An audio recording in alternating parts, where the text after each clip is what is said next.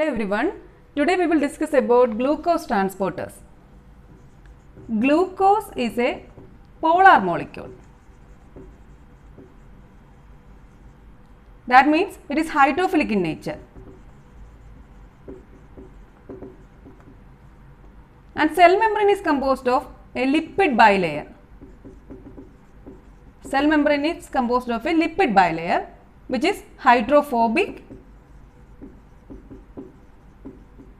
That means non-polar. So glucose cannot penetrate the lipid bilayer. Therefore, glucose requires specific carrier proteins for their transport. And this glucose enters cells by two ways.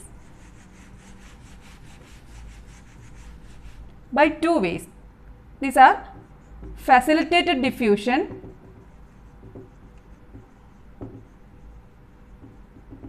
and active transport.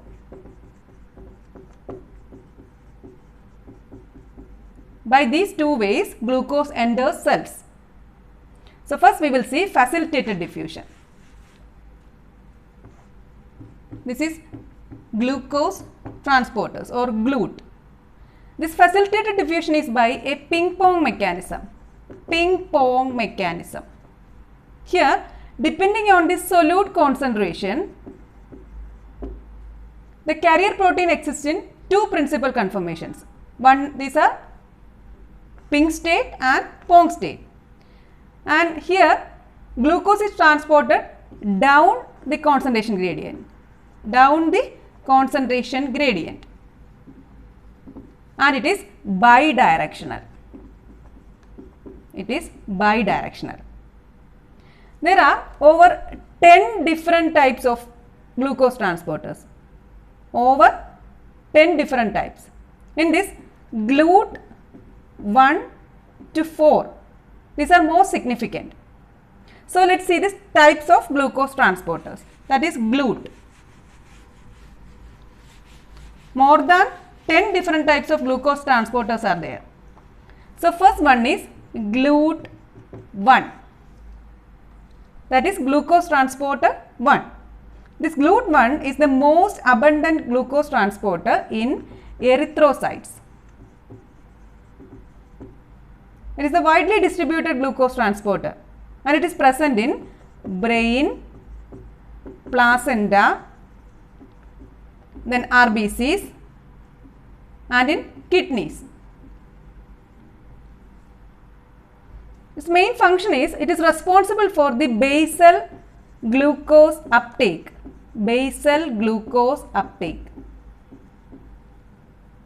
And it is independent of insulin. It is insulin independent of insulin. And this GLUT 1 has a low Km value. That means it has a high affinity for glucose.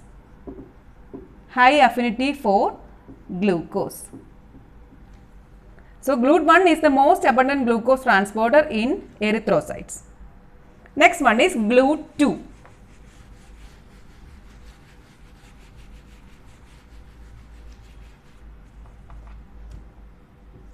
GLUT 2 is present in liver, kidney, then small intestine and in beta cells of pancreas. Its main function is rapid uptake or release of glucose.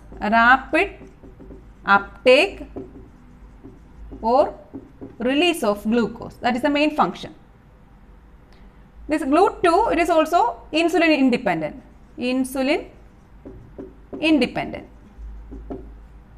It has high Km value. That means low affinity for glucose. That is GLUT 2. Next one is GLUT 3.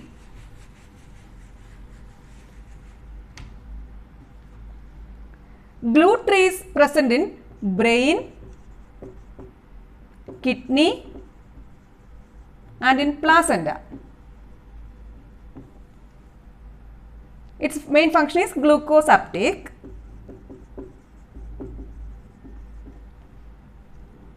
And it is the major glucose transporter of neurons.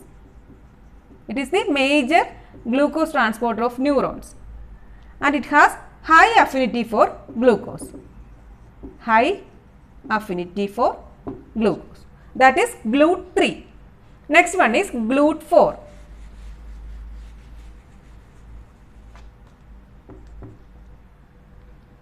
GLUT4 is present in skeletal muscle, then cardiac muscle, and in adipose tissue. Adipose tissue. Skeletal muscle, cardiac muscle, and in adipose tissues. Its main function is insulin stimulated glucose uptake. Insulin stimulated glucose uptake. That is the main function of this GLUT4. Then it is this GLUT4 is important in postprandial uptake of this excess glucose from the bloodstream. Postprandial uptake of excess glucose from the bloodstream. That is the main function. So that is GLUT4. Next one is GLUT5.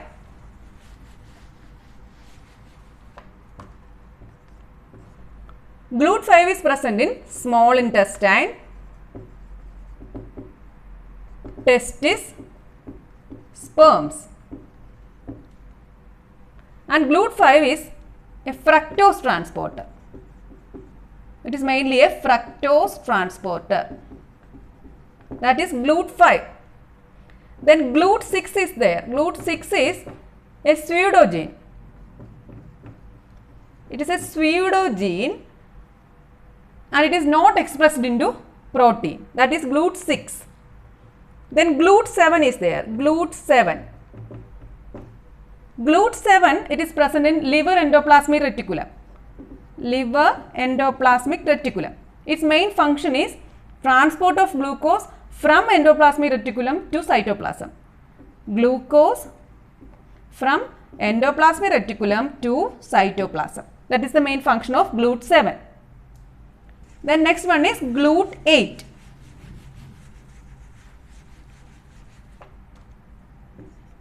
GLUT8. This GLUT8 has a role in fertility and it is expressed at high levels in testis. In testis. That is GLUT8. Then GLUT9 is there. It is mainly for the transport of uric acid or urate. Then GLUT10, it has a role in maintaining glucose homeostasis. Glucose homeostasis. That is GLUT10. So this is about facilitated diffusion. Next one is active transport. So glucose enters cells by two ways, facilitated diffusion and active transport. Facilitated diffusion is glucose is transported down the concentration gradient and it is bidirectional. It is by ping pong mechanism. Different types of glucose transporter. Over 10 different types of glucose transporters are there. Then next one is active transport. Active transport. It is also known as sodium dependent glucose transporters. Sodium dependent glucose transporters. Here the carrier protein has two binding sites. Carrier protein has two binding sites, one for sodium and one for glucose. So it is sodium dependent and it is energy dependent. And the energy is provided by ATP. And is coupled with sodium potassium ATPase. It is coupled with sodium potassium ATPase. Facilitated transport can act bidirectionally, but this active transport is unidirectional. It is unidirectional. And two types are there, SGLT1 and SGLT2. SGLT1 and SGLT2. SGLT1 is present in small intestine, and in renal tubules. Here SGLT2 is present within the kidney tubules close to glomerulus.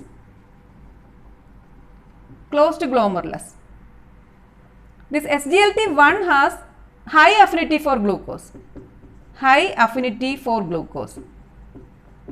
Here it has low affinity for glucose.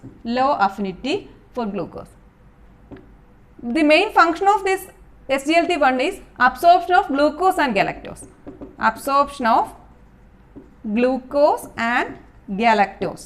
Here absorption of glucose. So this is about glucose transporters. This is today's topic. Thank you for watching.